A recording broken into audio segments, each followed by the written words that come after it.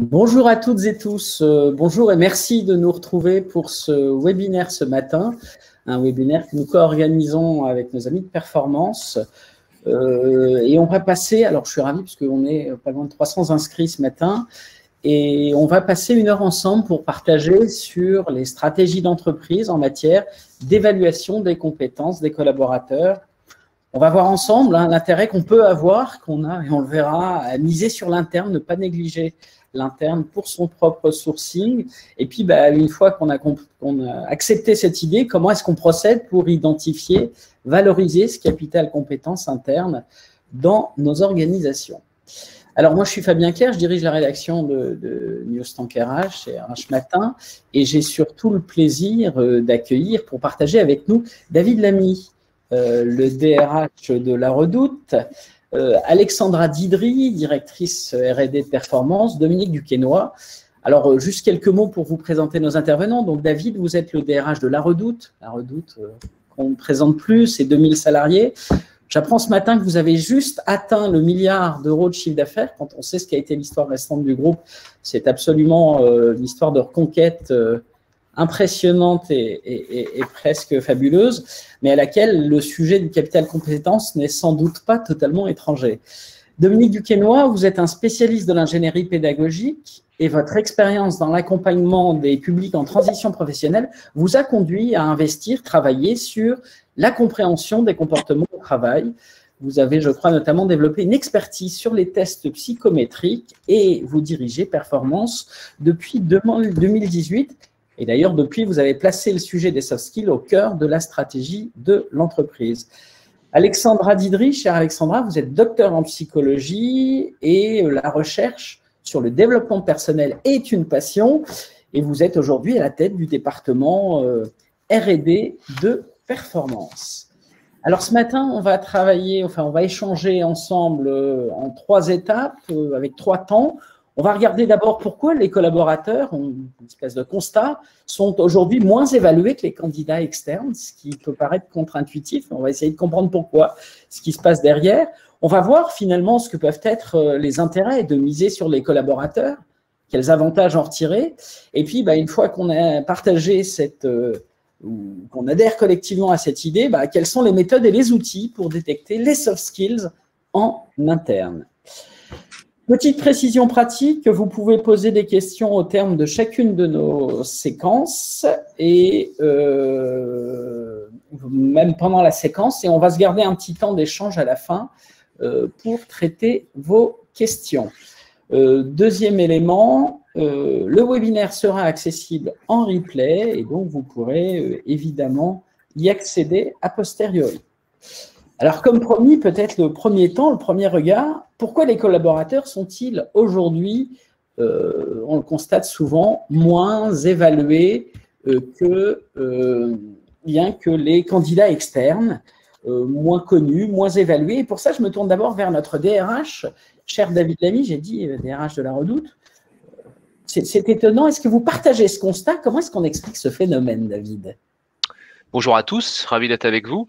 Écoutez, oui, je suis assez d'accord avec cette approche de dire que nos candidats en interne sont souvent moins bien évalués dans un processus de sélection. Et je crois que pour essayer de résumer, c'est peut-être parce qu'on les connaît en fait. Et comme on les connaît, on a le sentiment en fait qu'on prend moins de risques, mais on les connaît. Le problème, c'est qu'on les connaît dans leur poste actuel. Donc on a au travers des processus d'analyse de la performance, on a souvent une vision plus ou moins précise de la performance de l'individu dans son poste, et donc ça nous rassure dans cette décision et ça nous permet finalement de se dire comme il fait bien son job et on estime qu'il a des bonnes capacités, on pense que ça peut être le bon candidat, et donc on prend probablement moins de temps, moins d'attention, on utilise moins d'outils pour arriver à une décision qu'un candidat externe sur lequel on va le passer au travers de tamis plus ou moins, on va dire, profonds. Mais en tout cas, on va prendre plus de temps à l'externe qu'à l'interne très souvent. Et dans les faits, est-ce qu'on connaît vraiment? Puisque finalement, on fonde ça sur quoi? Sur l'évaluation annuelle, sur le regard du manager? Sur quoi on fonde on les connaît dans leur poste actuel, très souvent sur la partie plutôt hard skills, c'est-à-dire que sur leurs compétences techniques. parce que ils tiennent ce poste depuis un certain temps, qu'ils ont démontré un niveau de connaissance, et donc ils sont capables de réaliser les missions qui sont les leurs dans leur environnement. Mais effectivement, pour un certain nombre d'entreprises, on n'a pas toujours les outils qui permettent de se projeter dans est-ce que ce candidat-là, il a les compétences pour le poste d'après, en fait. Ouais. Et c'est très vrai notamment dans les postes managériaux, parce qu'on a une mauvaise évaluation ou une évaluation réduite de leurs soft skills, et qu'on a plutôt tendance à se concentrer sur cette partie quantifiable. On a beaucoup travaillé au cours des années précédentes sur l'évaluation SMART, qui a été un des grands mots de nos systèmes d'évaluation. Donc, on a formé nos managers à évaluer avec des éléments quantifiables, très forts. Mais on n'a pas passé beaucoup de temps, en tout cas dans les expériences que moi j'ai connues, sur l'évaluation du non quantifiable, en fait, du comportemental, du comment on fait les choses. Ouais. Est-ce que ça risque pas d'ailleurs de conduire finalement à négliger le potentiel ressources internes, puisqu'on identifie l'existant et on n'identifie pas la projection, ce qui paraît évident pour un candidat. Un candidat, j'ai un poste donné, on va l'évaluer sur demain et pas sur un existant qui, par essence, n'existe pas. Mais je ne sais pas si ça nous réduit la capacité. Ce que j'ai pu constater, c'est que ça nous conduit parfois à faire des erreurs, en fait. Ouais. Parce qu'on pense que cette personne, parce qu'elle est excellente dans son domaine d'activité, elle est capable demain de manager des équipes de ce domaine d'activité, parce qu'on a quand même une vision assez verticale. Et on commet des erreurs parce que c'est pas parce que j'étais un excellent contrôleur de gestion que je deviendrai le patron du contrôle de gestion et que je serai le plus performant dans ce job. Ouais. Et c'est en ça où je pense que dans nos outils RH, on limite notre vision et parfois on commet des erreurs de décision. C'est franco-français ou vous avez le sentiment que c'est un problème plus global? Je trouve, pour pouvoir comparer avec des environnements internationaux, je trouve que l'environnement anglo-saxon porte plus d'attention à cette partie soft skills, capacité d'animer, capacité d'engager, que dans la partie française, où en France, on est quand même très tourné vers les compétences techniques. Et en fait, on a du mal à envisager qu'un patron de département ne connaisse pas bien l'activité du département. Et que si on continue notre vision contrôle de gestion, mettre un patron du contrôle de gestion qui n'a pas été contrôleur de gestion dans des environnements français, c'est souvent compliqué. Dans des environnements plus internationaux, anglo-saxons en tout cas, c'est moins choquant. En fait, on peut avoir parfois dans des positions notamment de leadership des gens qui n'ont pas du tout, qui viennent pas de ce métier. Et moi, dans mon parcours, ça m'est arrivé d'avoir un patron RH international qui venait pas de la fonction ressources humaines. D'accord. Et c'est plus courant en tout cas, parce que le comment est probablement plus important que dans l'environnement français où on est très tourné sur le quoi. Ouais. Dominique, je me tourne vers vous, Dominique Viennois. Est-ce que vous partagez cette idée sur laquelle le focus, il est d'abord sur l'existant, on est moins outillé, et puis finalement, le focus, il émane plutôt du regard du manager. Qu'est-ce que vous en pensez ? Alors, bonjour à toutes et à tous, ravi d'être présent aussi. J'aimerais peut-être rappeler et veuillez m'en excuser avant de rebondir sur votre question. Déjà, les postures en fait et les attentes des entreprises qui déclarent, en tout cas c'est ce qu'affirment beaucoup d'études, que finalement elles préfèrent réinvestir dans le développement des compétences, sur les compétences des people internes, et que de l'autre côté, les collaborateurs privilégient de la mobilité interne. Pourtant, effectivement, ça se fait pas beaucoup. C'est-à-dire qu'on voit que c'est seulement le cas pour 30 à 40% des postes opérationnels ou cadres et en fait très très peu pour les dirigeants. Ça tombe à 5% pour les dirigeants. Donc ça veut dire que les people, les collaborateurs et les entreprises ne se rencontrent pas sur ce sujet de l'évolution interne, intra-organisationnelle. Alors, à quoi c'est dû?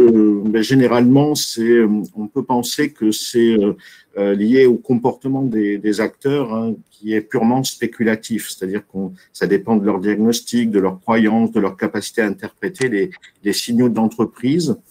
Et tous ces éléments, finalement, pèsent sur les pratiques et les comportements liés à l'évolution professionnelle dans l'entreprise. Alors, ce n'est pas forcément vrai, c'est basé sur les expériences de chacun, les grands discours, mais ça pèse énormément sur ce type de comportement.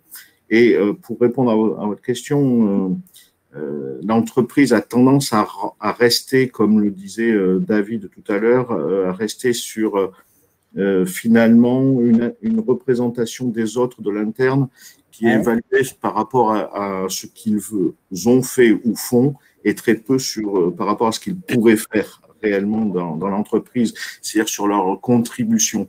Donc, je reviens sur ce mot de contribution. Aujourd'hui, la contribution, comme le dit David, elle est liée à certainement des objectifs très opérationnels, basés sur des compétences techniques pour assurer finalement les capacités productives de l'entreprise. Et on n'envisage pas ou très peu le futur. Donc, c'est peut-être pas juste, hein, ce sont des représentations, mais en tout cas, elles pèsent énormément. Et peut-être que du côté de l'entreprise, quand on parle de gestion de talent, de mobilité interne, eh bien, c'est peut-être basé sur une vision élitiste, en fait, des choses, où elle peut penser que finalement, occuper des postes à responsabilité, puisque c'est le principal objectif d'une gestion des talents, c'est peut-être l'affaire de quelques-uns. Et pas de tous les collaborateurs. Donc, cette vision élitiste peut peser, en fait, et a des conséquences parce qu'elle va influencer finalement la compréhension des individus et des collaborateurs, la compréhension des règles du jeu. Alors, on pourrait parler de principe de justice organisationnelle, mais finalement, le collaborateur, qu'est-ce qu'il se dit par rapport à tout ça? Et finalement, il arrive à la conclusion que c'est à lui de gérer sa carrière en toute autonomie, augmenter son employabilité pour rebondir potentiellement à l'extérieur et ne pas forcément viser des postes en interne. Pourquoi? Parce qu'on enferme probablement les collaborateurs sur un scope ou sur une temporalité très court terme. Et on n'envisage pas le futur. On n'envisage pas le futur. On n'imagine pas créer le futur avec les collaborateurs. Peut-être que les dirigeants, les élites définissent un certain nombre de postes et après regardent qui pourrait les occuper et non pas finalement fabriquer les métiers de demain avec leurs collaborateurs. En rebond à ce que disait David, est-ce que pour vous, il y a un élément culturel français sur le sujet? Est-ce qu'on est plus ouvert? David le constatait dans le monde anglo-saxon. Est-ce que vous le constatez ou Alors, oui, oui, puisque en France, si je reprends l'historique, quand on disait connaissance de l'individu, c'était dans le cadre de la sélection et dans le cadre majoritairement d'un recrutement externe. C'est-à-dire que ce que disait David tout à l'heure, on va attribuer des qualités à des personnes qui viennent de l'extérieur qu'on ne connaît pas ou qu'on croit connaître, alors qu'on ne les attribue pas à des personnes que nous devrions connaître, parce qu'on les connaît, oui, on les connaît à travers un angle particulier qui est l'angle technique, qui est l'angle des hard skills souvent et de leurs objectifs. Alors, vous avez posé la question tout à l'heure, sont-ils moins évalués, les collaborateurs? Il y a des formes d'évaluation, les entretiens annuels, les entretiens professionnels, mais bâtis certainement sur le passé. On regarde dans le rétroviseur et on regarde peu, à mon sens, vers l'extérieur. Alors que dans le monde anglo-saxon, on a tendance effectivement quand même à se projeter, ou en tout cas faciliter les projections. Alexandra, je me tourne vers vous pour vous faire réagir. Est-ce que vous partagez ce regard sur cette évaluation réduite finalement au contexte d'aujourd'hui? Comment est-ce qu'on l'explique? Comment est-ce que vous voyez la chose?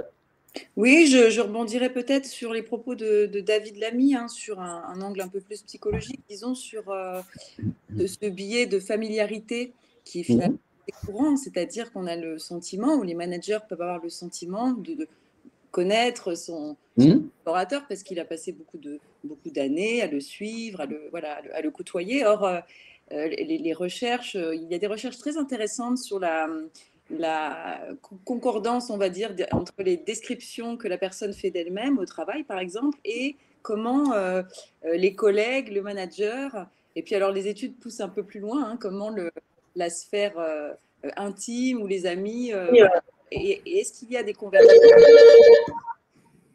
Non, allez-y.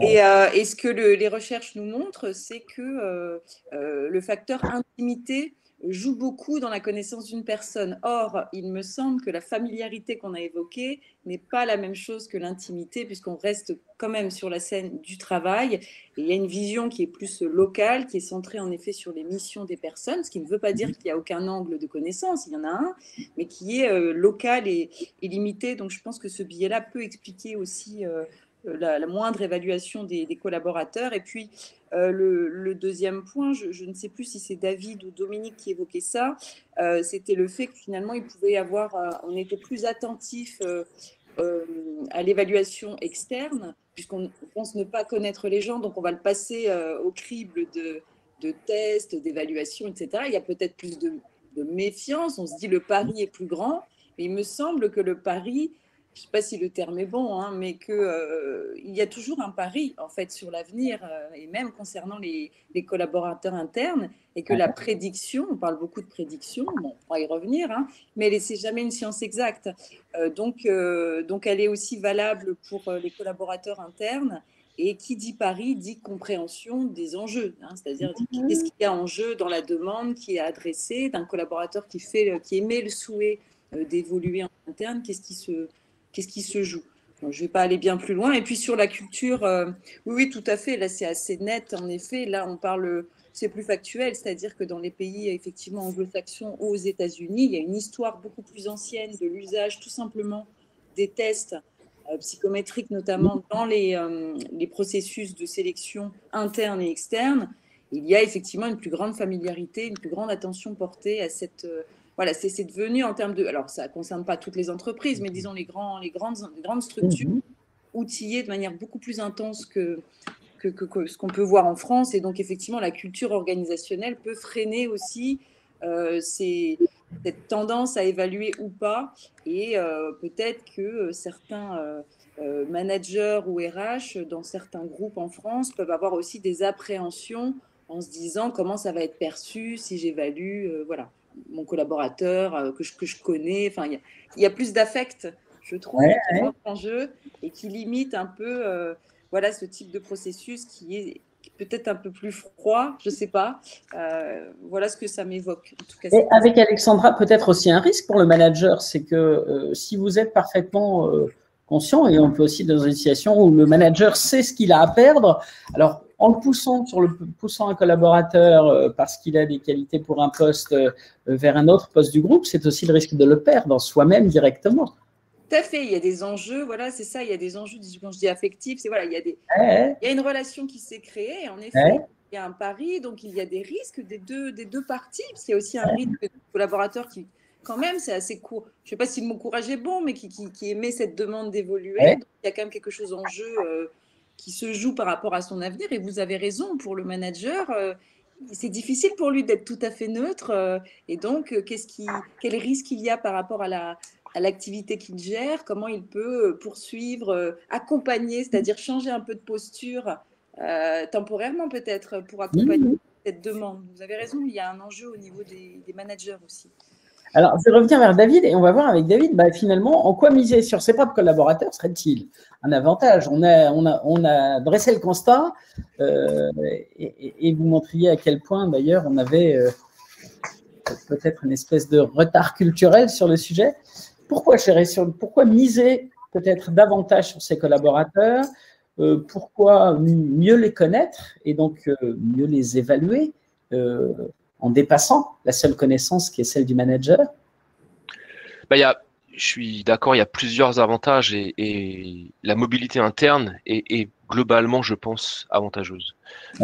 Parce qu'en fait, travailler dans une entreprise, il n'y a pas que la dimension technique du job, je suis capable de le faire, mais il y a les éléments culturels, il y a la compréhension des codes de fonctionnement et puis le réseau. Et en fait, un candidat interne, il a déjà acquis l'ensemble de ces éléments parce qu'il travaille dans l'entreprise, donc il connaît son fonctionnement, il connaît ses codes, il connaît les éléments de culture.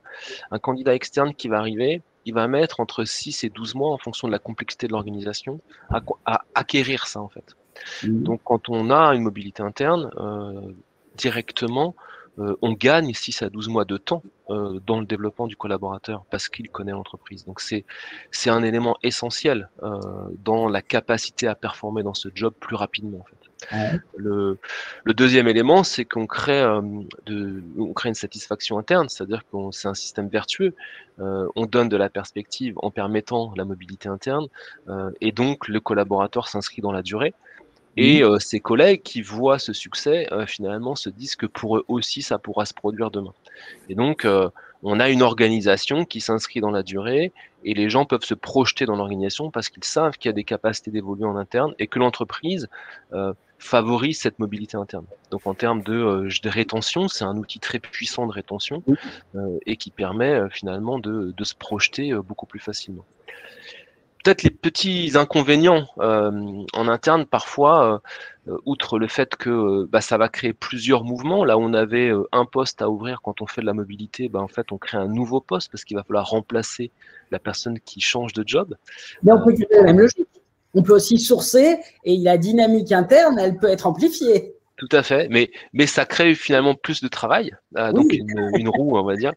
Puis le deuxième inconvénient, et je pense qui parfois inquiète, c'est que quand vous faites de la mobilité interne et que vous avez plusieurs candidats internes, vous allez gérer la gestion du nom en fait, parce que vous avez souvent une personne, mais vous allez peut-être devoir dire à 3 autres personnes en interne qu'elles sont pas sélectionnés pour ce job et eux ils vont rester dans l'entreprise et ils sont présents et il va falloir gérer cette insatisfaction sur la durée, alors que quand vous êtes en externe, vous avez des candidats, il y en a un que vous prenez puis les autres vous leur envoyez un petit courrier pour leur expliquer qu'ils sont pas sélectionnés, ils sont peut-être pas très satisfaits mais ils sont pas dans votre environnement, donc vous n'avez pas à gérer finalement cette insatisfaction post sélection, alors qu'en interne votre travail ne s'arrête pas au moment où vous leur dites non, le travail doit continuer dans la fonction RH et managériale, sur l'accompagnement de ce collaborateur pour créer potentiellement le plan d'action pour que la prochaine fois qu'il postule à quelque chose, il ait une chance d'être successful en fait. Ne pas perdre de l'engagement et de l'engagement, ne pas nuire aussi à la perspective qu'on lui offrait au regard du manager, parce que finalement, si un manager joue le jeu et met en avant un collaborateur pour un poste en interne et que finalement il n'est pas retenu, la défiance, elle peut être large. C'est beaucoup plus difficile à gérer, effectivement. Comment est-ce qu'on gère ça d'ailleurs ? C'est souvent des situations qui sont compliquées et je pense qu'on arrive à faire que l'exercice soit vertueux qu'à la seule condition de prendre le temps, à la fois dans les débriefs de ce candidat interne pour expliquer le pourquoi, très clairement, et être capable de construire l'après, en fait, de s'engager sur la construction de l'après, en fait, avec le manager, en se disant, si la destination, c'est ce type d'emploi, ce type de poste sur lequel tu veux aller, il manquait tels skills pour que tu puisses être le bon candidat, comment on travaille un plan pour que dans les 6, 12, 18 mois, tu puisses être un candidat, on va dire, qui puisse avoir des chances de succès sur ce job. Donc, construire avec les personnes, en fait, l'après. Il ne faut pas s'arrêter à ce job parce que sinon, on va avoir un vrai problème d'engagement. Oui, et d'ailleurs, on a même la phase suivante. La personne, puisqu'on a dit, et Alexandra l'expliquait, que si c'est un pari, le recrutement, quel qu'il soit, le recrutement interne en est un. Alors, on peut avoir le collaborateur qu'on choisit et finalement, ça ne se passe pas bien dans le poste. Là aussi, c'est une situation à gérer pour la DRH. Ah, ça, c'est encore une autre situation, effectivement. Après, et parfois dans les entreprises dans lesquelles j'ai travaillé, on avait des process, ça arrivait, avec des espèces de périodes d'essai, même en interne, qui permettaient aux collaborateurs entre 3 et 6 mois de pouvoir revenir en une situation antérieure quand la situation nouvelle n'était pas satisfaisante. Ça existe, je pense plus particulièrement quand vous avez une mobilité géographique qui est associée, parce que parfois l'adaptation dans un nouvel environnement géographique est compliquée. Donc ça, c'est souvent très présent. Quand vous êtes dans les mêmes environnements, dans les mêmes bureaux et vous changez d'étage et de direction, c'est un peu moins présent, je l'ai un peu moins vu, mais ça existe dans certaines entreprises, effectivement, cette période d'essai interne pour permettre aux deux parties finalement de s'assurer qu'on avait fait le bon choix. Et d'ailleurs, dans la création d'une dynamique d'entreprise sur le sujet, pour désinhiber et que tout ça se fasse partie de la vie normale, c'est peut-être important de l'afficher, qu'elle soit utilisée ou pas, finalement, cette clause. Pour moi, vous touchez un point essentiel qui est la transparence du process. La mobilité interne, elle n'est vraiment successful que s'il y a une totale transparence sur le process. Et c'est ce que mettent en avant parfois les collaborateurs. Mais parfois, ils ne postulent pas en disant mais de toute façon, les dés étaient pipés, donc je vais même pas postuler parce que je sais très bien qu'en fait, c'est pas un vrai mobilité interne. Et pour que ce soit quelque chose qui fonctionne bien, il faut vraiment avoir une transparence totale, quitte à exclure des positions en disant bah voilà, il y a des positions qui font pas partie de la mobilité, mais au moins on le dit au départ et c'est avec transparence, parce que sinon ça crée une frustration, et je l'ai vécu dans les entreprises où la mobilité était une vraie frustration parce que pas assez transparente en fait. Ouais. Que les règles soient claires. Tant pis, je déroge à la règle qui est de traiter les questions à la fin. Mathieu pose la question, pour gérer vos mobilités internes, est-ce que vous avez mis en place du crowd staffing, demande Mathieu. Du quoi, pardon? Crowd staffing. Non, non, enfin, nous on essaye de faire les choses assez simples. Aujourd'hui, moi, chez La Redoute, ce qui est important, on essaye de ce que j'ai appelé synchroniser les expériences et de se dire, comme on l'a dit au départ, moi je veux que le processus de mobilité interne, il soit un peu le miroir du processus de recrutement externe. Et de se dire, ben, finalement, le manager, à la fin, il va avoir une shortlist qui pourra être une combinaison de candidats internes et de candidats externes, qui ont suivi un process de sélection quasiment similaire pour qu'ils prennent une décision, on va dire, à sélection comparable. Ok. Alexandra, je ne sais pas, je vous ai vu valider et opiner, donc je voulais vous inviter à réagir.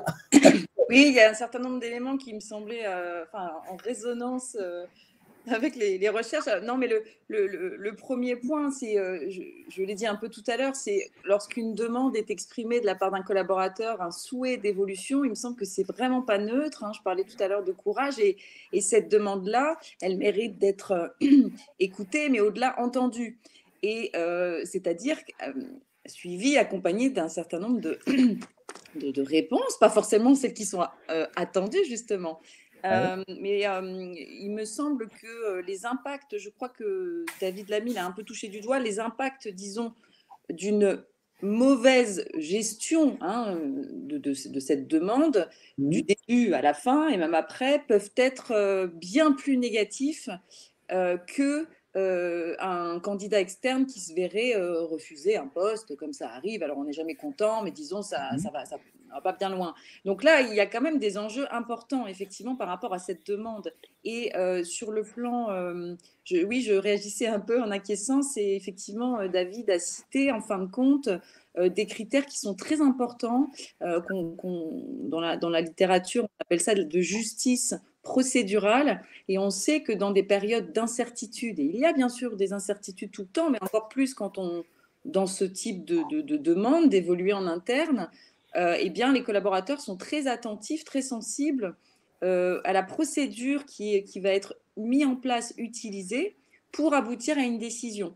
Et en fait, ce qui est intéressant, c'est que indépendamment de la valence, du caractère positif ou non de la décision finale, puisque comme vous l'avez dit, on ne peut pas retenir tout le monde. Et voilà. Donc ça s'appelle la justice distributive. Qu'est-ce que j'ai à la fin? Bon, indépendamment du résultat, c'est vraiment la manière le comment, c'est la procédure qu'on va mettre en place pour justement expliquer la décision qui est vraiment importante. Et sur ce point-là, effectivement, l'aspect des critères, quels critères je parle généralement les ressources humaines, en tout cas pour ce poste-là, pour cette procédure-là, quels critères ont été pensés, mis en place pour ce poste-là, que ces critères-là soient, je vous rejoins, soient communiqués. On sait qu'il y a des critères de consistance, de non-discrimination, de représentativité, etc. On est attentif à cela, et vraiment, ça me semble crucial voilà, dans ce dispositif de prêter une attention à la justice des procédures. Et puis, dernier point, c'est effectivement l'après. C'est-à-dire, il y a le pendant, l'accueil de la demande, voilà, la communication des procédures, ce qui implique en amont de s'entendre soi-même sur les critères, ce qui n'est pas toujours évident, de sélection. Et puis l'après, c'est-à-dire comment on accompagne effectivement et comment on pense à un éventuel, le mot n'est pas beau, mais échec, ce n'est pas le bon mot, mais une non-adéquation, on va dire au final. Non-réussite, si on veut. Une non-réussite, ce n'est pas le bon mot, parce que ça peut être aussi que ça ne plaît pas aussi. Voilà, bon. comment on accompagne cette période-là de nouveau, qui n'est pas anodine du tout. Et là, effectivement, il y a aussi l'accompagnement et puis les informations qu'on va donner qui me semblent aussi très, très importantes. Donc, il y a tout un ensemble d'éléments à penser pour accompagner ce mouvement. Et en se disant, d'ailleurs, comme on part du constat du fait que ce n'est pas encore généralisé, loin de là, loin s'en faut, l'affichage de ces règles du jeu et les réussites, quelle que soit l'issue, et la bonne gestion de ces premières expériences pour impulser une dynamique dans l'entreprise sont encore plus importants. Parce qu'à l'inverse, du déceptif mal géré, vous grillez toute opportunité de pouvoir impulser cette dynamique. Oui, et effectivement, ce que je n'ai pas dit, c'est qu'on sait que le sentiment de justice est très important en termes d'effets positifs sur l'engagement, sur l'évaluation de l'organisation, de son manager, mais à l'inverse, un sentiment d'injustice, donc ça peut être le cas quand la procédure a été mal transmise, on ne connaît pas bien les critères, les dés sont pipés, ce que vous avez expliqué tout à l'heure, a des conséquences très négatives, vraiment très, très difficiles. Ça va toucher à quelque chose de personnel, on va prendre les choses pour soi, c'est injuste, beaucoup de ressentiments, les gens, globalement, vont avoir tendance à essayer de rééquilibrer la jauge, si je puis dire, l'injustice, en s'engageant éventuellement dans des comportements de réparation, on va dire ça comme ça, chacun ses comportements. Mais en effet, vous avez raison, c'est très négatif les effets par rapport à l'avantage de mettre en place ces éléments de justice qui sont finalement pas si coûteux que ça, qui demandent du bon sens et puis de la clarification. Oui, qui est finalement, qui perfectionne les stratégies RH et qui est une logique, le fait de clarifier les attendus ou au-delà de la seule description de poste, c'est finalement le cœur du travail, logique de staffing de la RH. Dominique, peut-être pour compléter sur le sujet, pour éviter les déboires en cas de non-recrutement, de déception d'un salarié, comment est-ce qu'on gère ça? Quand le salarié est chez nous et que les dommages collatéraux peuvent être importants si c'est mal géré, s'il n'y a pas de compréhension des règles du jeu. Oui, alors je rebondirais, il ne faut pas se focaliser principalement sur des échecs qui ne sont pas majoritaires dans l'entreprise. On pense à quelques cas de figure et tout le monde a des expériences effectivement d'échecs, mais je pense qu'il y a plus de belles histoires de réussite, d'évolution interne positive que d'échecs.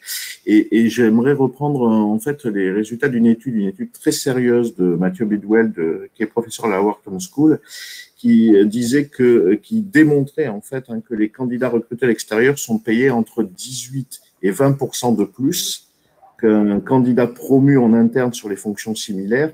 Et quitte à agacer tout le monde, leurs performances sont souvent moins bonnes les 3 premières années.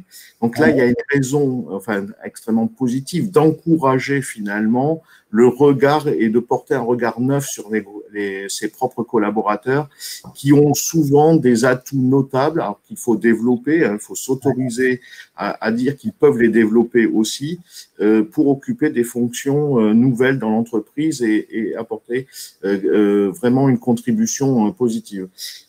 Moi, je rebondis très fortement sur ce qu'a dit David Lamy tout à l'heure. La principale difficulté, c'est de comprendre les codes politiques de l'entreprise, comprendre les normes de fonctionnement et qui, mieux que les personnes qui ont déjà une connaissance de ces éléments, peuvent aujourd'hui ou demain réussir mieux. Et donc, c'est eux qui peuvent porter les transformations. Donc, j'aimerais plutôt que de porter un regard sur les échecs, dire voilà quels sont les verrous. Moi, je pense que l'évolution, je préfère l'évolution dans l'entreprise, de mobilité interne, ça s'accompagne de sécurité, ça s'accompagne de règles, ça s'accompagne de procédures, comme l'a dit Alexandra, et ces procédures doivent être claires pour montrer qu'on encourage cela. Bien démontrer et bien rendre visible tous ces principes, ça me semble très important, mais ça s'accompagne de sécurité. Ça s'accompagne de sécurité parce que j'aimerais la semaine dernière, j'ai eu une personne qui m'a dit être très régulièrement dans les entretiens annuels évalué de manière très positive et qui m'a dit avoir candidaté en interne dans une très grande organisation à 7 reprises et elle avait eu un refus. Et elle avait un refus, et qu'est-ce qu'elle se dit? Elle se dit que son organisation n'encourage pas, malgré les grands discours, n'encourage pas l'évolution professionnelle ou la mobilité interne. Et elle dit, je peux accepter que je ne sois pas prête ou que je n'ai pas les compétences à ce moment-là pour occuper ou accéder à ces postes, mais elle me dit, on ne me l'a jamais très clairement dit. C'est-à-dire que, et je rebondis sur ce qu'a dit David tout à l'heure, c'est important aussi d'assurer cette compréhension du pourquoi on n'accède pas à un poste et surtout qu'est-ce qu'il faudrait faire pour pouvoir l'occuper. Et ça, ce sont des verrous très importants puisque peut-être qu'on n'ose pas suffisamment prendre le temps d'expliquer et de rendre explicite des choses qui sont bien trop souvent implicites. Alors ça, c'est très important parce que ça montre aussi à quel point cette dynamique, elle est un levier de développement professionnel du collaborateur, puisque effectivement, objectiver les éléments manquants, c'est le moyen de lui permettre de progresser, d'avoir une trajectoire. Oui, c'est surtout le moyen de réduire les facteurs limitants à une projection positive. C'est-à-dire que la personne a besoin de comprendre. Alors, bien sûr, elle peut ne pas accueillir positivement au moment où on se le dit, mais elle va maturer ses informations et elle va pouvoir, avec ce niveau, un niveau de compréhension élevé, elle va pouvoir se projeter plus positivement. Donc, encore une fois, c'est rendre visible ce qui ne l'est pas. Ça me semble très, très important. David, sur le sujet, sur les clés et les vertus de donner un peu de lisibilité, de faire un retour qui vont être autant de clés pour que le salarié, dans le pilotage de sa propre carrière, dans la définition de ses objectifs, puisse avancer. Qu'est-ce que vous en pensez? Mais c'est un exercice compliqué, je pense, et en fait sur lequel on n'est probablement jamais au niveau attendu. En fait, dans le recrutement externe, on fait rarement un débrief poussé à des candidats qu'on retient pas. C'est-à-dire qu'on prend rarement le temps. Il y a des entreprises qui le font très bien, mais dans la majorité des cas, on n'a pas un débrief avec les candidats. Donc c'est pas un exercice qu'on pratique très très régulièrement. Donc en interne, quand il doit être pratiqué, il faut vraiment se préparer en fait pour le faire. Il faut avoir des équipes qui soient formées à ça parce que c'est vraiment un exercice spécifique et il ne peut être que très qualitatif de mon point de vue si en amont en fait la grille d'entretien ou la grille de sélection était très bien élaborée en fait. Parce qu'elle va permettre d'expliquer derrière le pourquoi et factuellement. Ce que dans beaucoup d'organisations, on n'a pas toujours bien mis en place, c'est-à-dire que oui, on va avoir une job description avec quelques grands éléments qui vont nous permettre de sélectionner. Et puis après, l'entretien, c'est parfois quelque chose qui n'est pas très structuré. Et donc, du coup, au moment de faire un débrief, on n'a pas toujours des éléments très solides. Il y a une partie factuelle, une partie qui est beaucoup moins factuelle, qui est la rencontre, c'est pas forcément bien faite, et on ne sait pas comment expliquer à une personne qu'en fait, on n'a pas toujours envie de travailler avec cette personne en tant que manager. Et donc, je pense qu'il y a des organisations qui le font très bien, mais pour bien le faire, il faut que ce soit un process qui soit travaillé, préparé, documenté, parce que sinon, en fait, on n'arrive pas à faire quelque chose de qualitatif, et c'est là qu'on crée des frustrations. Et David, on a bien compris que vous plaidiez et vous vouliez avancer sur ce sujet, l'identification des soft skills, la capacité à mieux évaluer, connaître ses collaborateurs et qui sont autant de moyens de sourcing, de créer une dynamique interne de mobilité. Comment est-ce que vous procédez aujourd'hui on arrive à la troisième séquence, comment est-ce que vous procédez sur le sujet aujourd'hui au sein de la DRH de Redoute? On rappelle, je ne sais pas si tout le monde a en tête, mais le contexte. Voilà une entreprise qui est passée tout près du gouffre et qui revit une croissance extraordinaire dans un paysage métamorphosé. La période est bonne. Comment est-ce que dans ce contexte, on s'outille, on avance pour mieux détecter et travailler sur ces soft skills? Donc effectivement, nous, après une période de 2014-2019 qui a été une période de transformation et de sauvetage d'entreprise, on rentre dans une phase qui est plutôt une phase de croissance. On est très heureux d'avoir cette problématique face à nous. Et donc, la mobilité interne devient un élément stratégique du futur. Et donc, on a retravaillé très récemment notre processus et on est en train de le mettre en œuvre et de le faire évoluer en fait. Ce qui est important, donc outre créer évidemment un dispositif de transparence, c'est-à-dire un site sur lequel on publie nos offres en interne, assez classique que toutes les entreprises de taille moyenne et grande font, on va prendre la performance comme élément d'entrée, parce que la performance c'est quelque chose qui existe dans le poste actuel et qu'il faut utiliser. Ensuite, sur les positions managériales, on a introduit le 360 qui permet d'avoir un regard beaucoup plus global sur à la fois la performance de l'individu, mais aussi sa capacité d'interagir avec les autres, l'engagement et des critères qu'on a évidemment élaborés qui nous permettent de comprendre mieux finalement le fonctionnement de cet individu dans son environnement et pas uniquement dans son poste.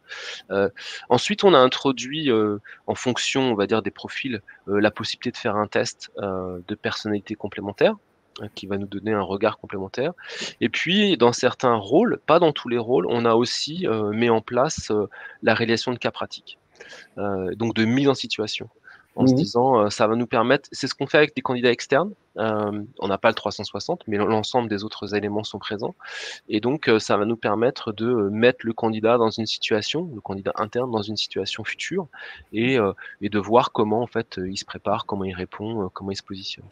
Et c'est, on espère, des éléments qui vont nous permettre d'avoir une meilleure analyse du potentiel du candidat interne sur le poste sur lequel on est en train de recruter. La mise à disposition des tests, vous êtes allé chercher des outils. Comment est-ce que c'est accueilli en interne quand on arrive avec ce genre de proposition? Alors c'est assez mitigé en fait, autant quand on est un candidat externe, je crois qu'on se soumet très facilement à une batterie de tests en considérant qu'il faut le faire. Ouais. En interne, on a un petit peu plus de mal en fait à accepter, particulièrement dans les positions managériales. On sent qu'il y a une petite réticence à dire comment ça, je vais faire des tests, ça fait 10 ans que je suis là, c'est quand même pas nécessaire. Et l'approche qu'on a, c'est justement c'est de se dire comme on veut synchroniser les expériences, en fait on veut faire la même chose en interne et en externe, et c'est la raison pour laquelle on sollicite le collaborateur sur ces tests, mais ça nécessite une explication de texte.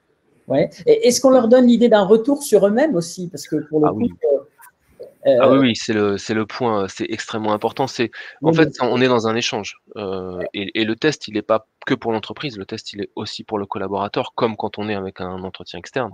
C'est-à-dire que c'est un moyen de s'enrichir et de mieux se connaître. Si on l'a jamais fait, quand on l'a déjà fait, on se connaît un peu, mais parfois on peut être dans des situations sur des managers un peu plus jeunes qui n'ont pas eu cette opportunité, et c'est effectivement un moyen de mieux se connaître soi-même et d'être capable de développer peut-être des outils complémentaires. Moi, j'aime bien l'idée du sac à dos, c'est-à-dire on a une personnalité, mais le sac à dos, ça nous permet de s'outiller pour mieux gérer finalement notre propre développement. Donc, c'est vraiment un processus d'échange. D'accord. Je vais me tourner vers Dominique et le faire réagir sur le sujet. Alors, comment est-ce qu'on s'outille? Comment est-ce qu'on pousse aussi les outils en interne pour faire passer l'idée que c'est plutôt une bonne nouvelle et que… Oui, alors il y a effectivement une image des tests, on en parlait tout à l'heure, l'image des tests en France, c'est souvent associé à la sélection et principalement le recrutement externe. Moi, je pense qu'il faut adresser autrement en fait l'usage des tests psychométriques. C'est un temps avant tout d'apprentissage. C'est un apprentissage sur soi. Et donc, c'est vraiment intéressant pour aider la personne à avoir une vision claire d'elle-même.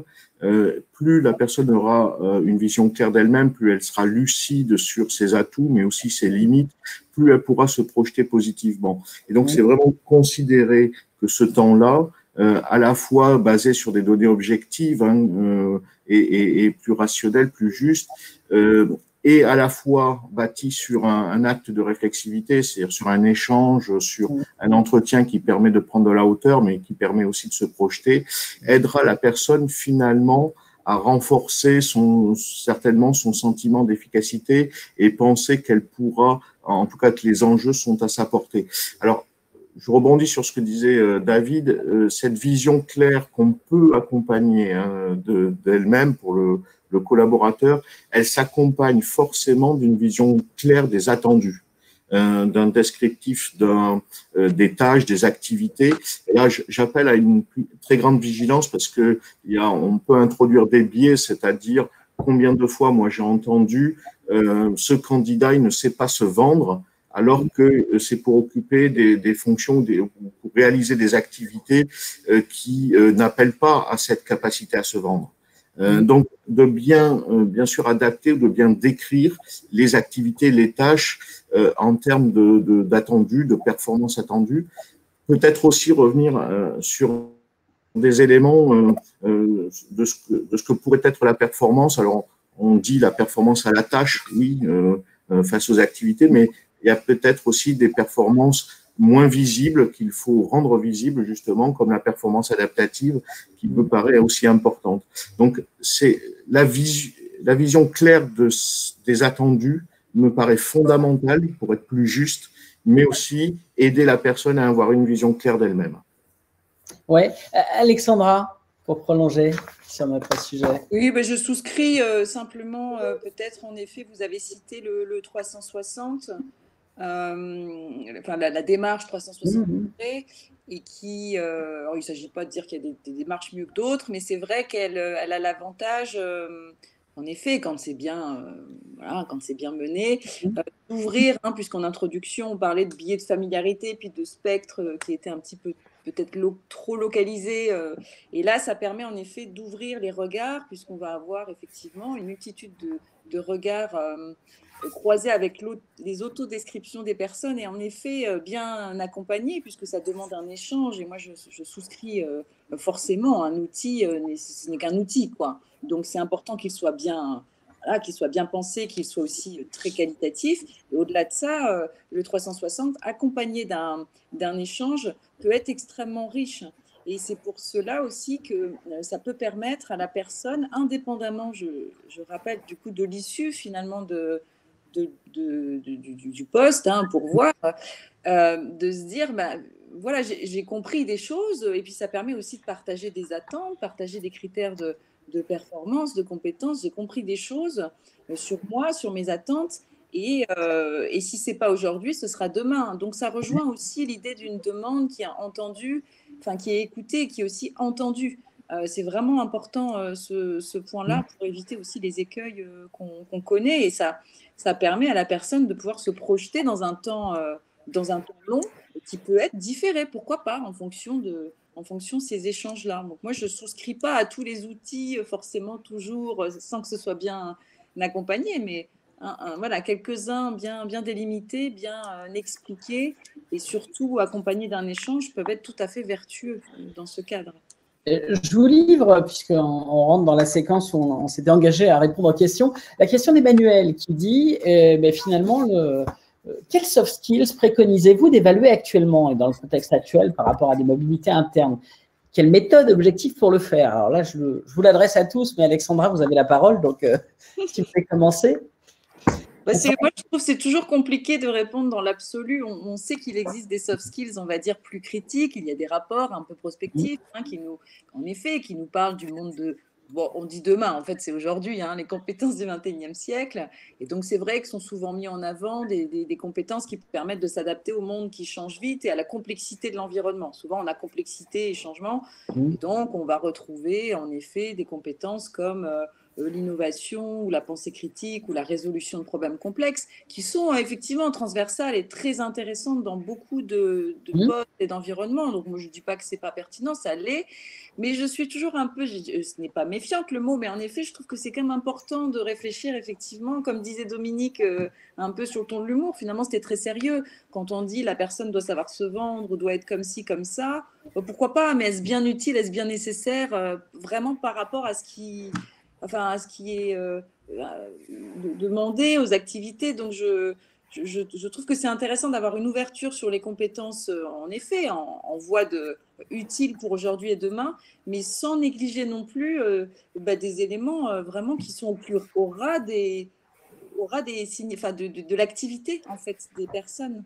On va aller demander à David si vous êtes d'accord, puisque finalement, comme vous ouvrez le chantier chez La Redoute, vous, sur quels soft skills avez-vous souhaité avancer? Quels éléments vous permettraient de progresser?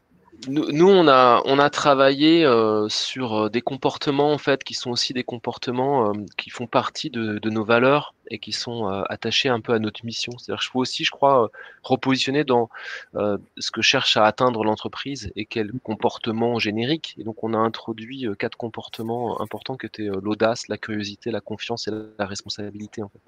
Ouais. Et donc, on les a introduits de façon transversale dans tous nos outils, que ce soit nos outils de performance ou nos outils de recrutement, pour qu'ils soient présents dans l'entreprise. Ah, on a perdu David. Zut. Petite contrainte technique, je fais rebondir Dominique. Moi, je vais inviter parce que c'est un jour important chez Performance où nous lançons aujourd'hui ECHO. ECHO, donc, c'est justement un outil qui va permettre d'appréhender les soft skills sur 5 dimensions: influence, décision, efficacité, agilité et coopération. Ouais. Donc, moi, j'invite tous les auditeurs à nous solliciter pour tester justement ce modèle-là qui permet d'avoir vraiment un regard neuf et un regard, je dirais, pointu sur les soft skills de la personne en situation professionnelle. Donc, il existe des modèles qui sont vraiment très pertinents, qui sont le fruit de recherches dans la littérature, de recherches empiriques et surtout validés scientifiquement et qui permettent vraiment de poser un regard très fin sur les soft skills de la personne. Donc, retenez ECHO. Ça sort ECHO. ECHO, ok. Là pour le reflet de soi, mais qui est véritablement une unité d'échange entre un RH qui est forcément l'interface de la vision globale de l'entreprise, entre la stratégie et les attendus plutôt court terme des managers sur des objectifs à tenir. Les RH peuvent vraiment bénéficier d'un regard neuf sur la personne, l'individu, le collaborateur, la collaboratrice ou le candidat externe qui se positionne. On a retrouvé David et ravi de le retrouver. Désolé pour cet incident technique, David. La question d'Eric que je vous livre: comment avez-vous pris la décision d'investir autant d'énergie positive dans votre maison La Redoute? Et elle s'adresse aussi après à Dominique et Alexandra, qui finalement consacrent leur quotidien à la compréhension de cette richesse humaine. En fait, moi, je crois que j'ai été inspiré par une rencontre il y a quelques années qui était Howard Schultz, qui était le patron de Starbucks, le créateur de Starbucks, et qui disait, et c'est quelque chose qui m'avait profondément marqué, qui disait: on n'est pas dans un business du café, mais on est dans un business de people qui servent du café. Ouais. Et je trouve que ça, c'est vrai quasiment dans tous les environnements finalement, et c'est un peu drivé derrière ma vision développement people, en considérant que finalement, on arrive à des niveaux de maturité dans les organisations qui fait que quasiment l'unique avantage concurrentiel qu'on a, c'est les gens. Parce que les produits, les services, on arrive tous à s'aligner et à progresser, la technologie, à tirer les prix, à faire des offres clients. Mais finalement, l'élément de différence sur notre performance intrinsèque, ça va être nos people, quoi. Donc, si on met en place les processus qui vont permettre à nos people d'être engagés et de se développer, on va être plus fort que les autres, en fait. Donc, il faut le faire pour avoir le business le plus puissant, finalement. Et là où chez vous c'est puissant, c'est que c'est au-delà du service client, même dans les métiers loin de l'interaction humaine, on considère que la performance dans le produit, dans le service, c'est toute la chaîne de l'entreprise qui font qu'à la fin, on dira: j'achète chez La Redoute, et du dernier maillon de la logistique jusqu'à l'acheteur, à la conception des produits, on est la même qualité d'investissement. Il faut tendre vers ça. Je crois qu'effectivement, il n'y a pas uniquement les salariés qui sont en contact avec des clients, mais c'est l'ensemble finalement de l'organisation qui doit ressentir ça.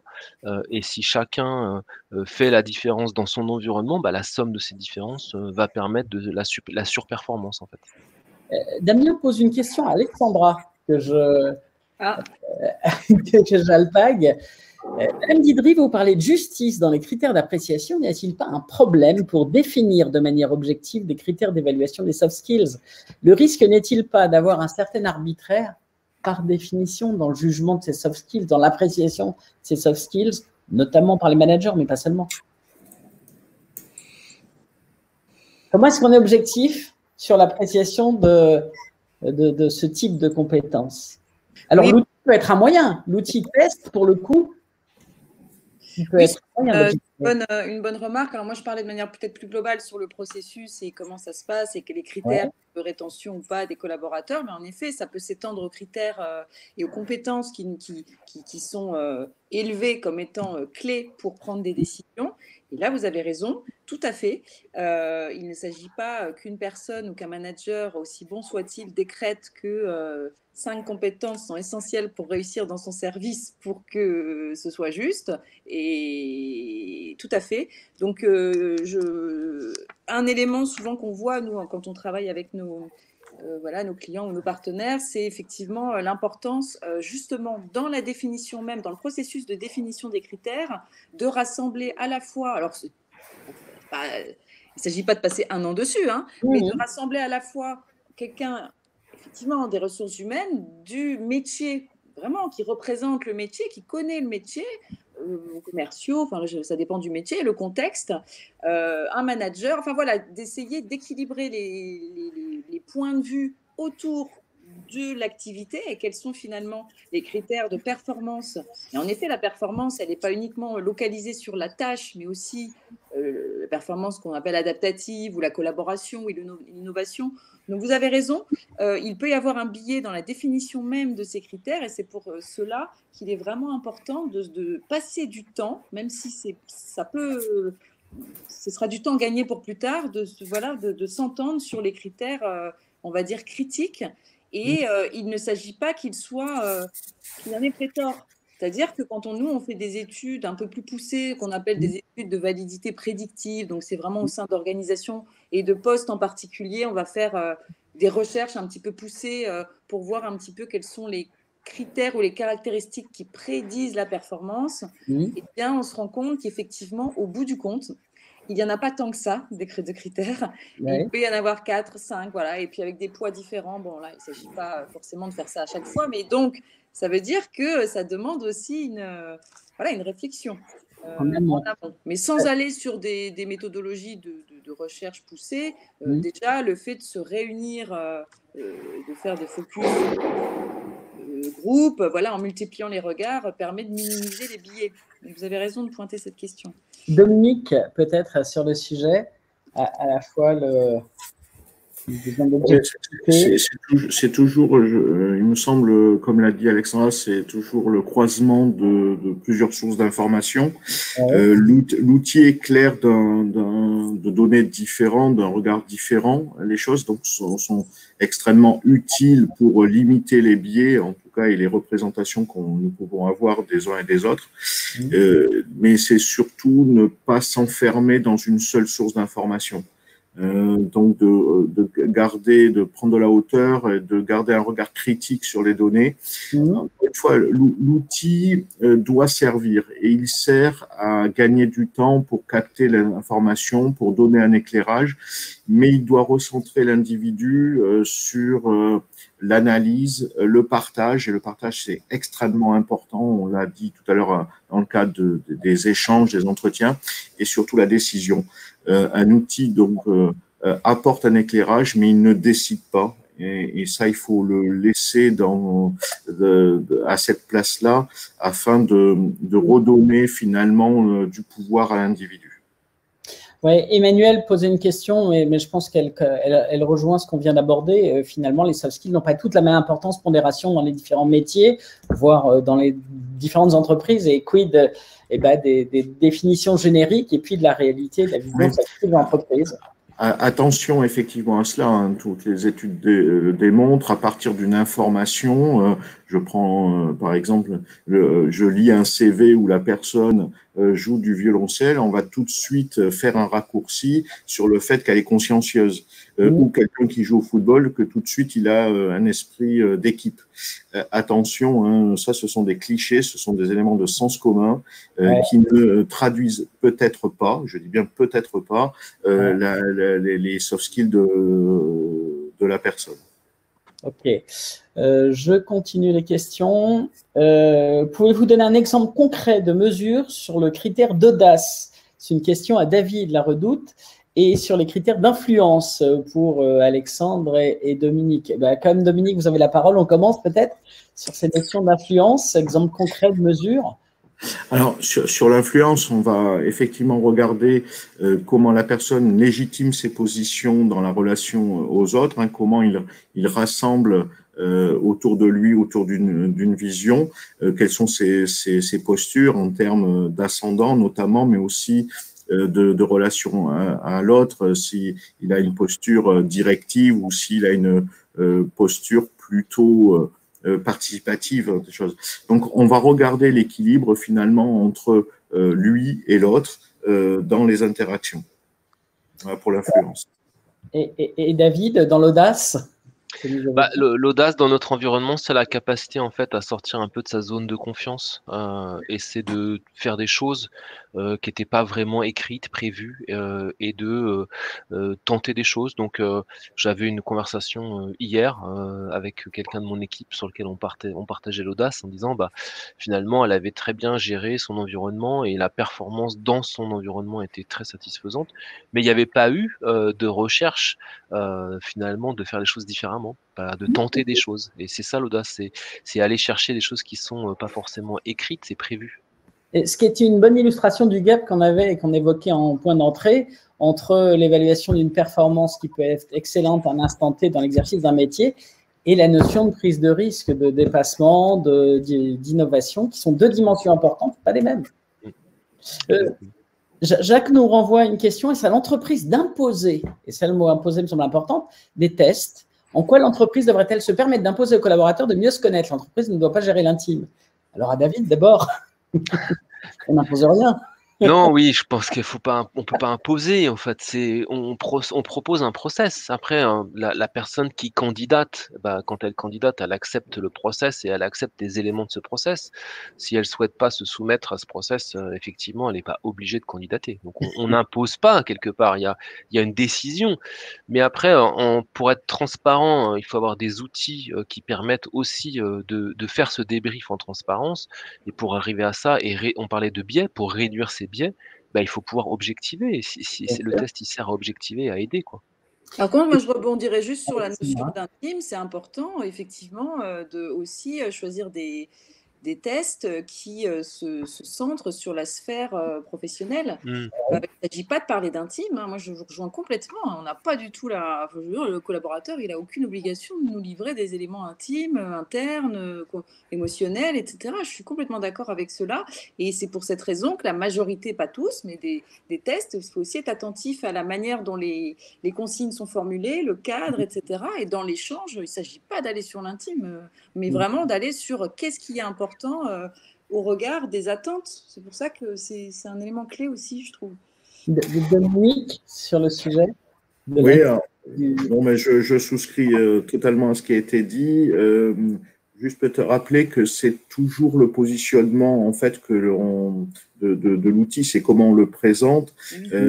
Et un outil, c'est un support d'échange, c'est un support de médiation avant tout. Donc, si on considère effectivement un test pour éliminer, pour faire apparaître des choses qu'on ne souhaite pas, c'est pas ça l'outil. L'outil, c'est un support de médiation. D'accord. Merci.